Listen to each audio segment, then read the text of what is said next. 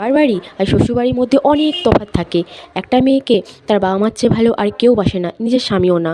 But শ্বশুরবাড়িতে তুমি শ্বশুর শাশুড়ি স্বামীর মতে চলতে পারলে অনেক ভালো, আর না পারলে তখন তোমার সঙ্গে বিবাদ চলবে। আর শ্বশুরবাড়িতে রান্না করো, তাতে বৌমাই রান্না করুক বা শাশুড়ি রান্না করুক, সেটা হবে সব কিছু শাশুড়ির পছন্দে।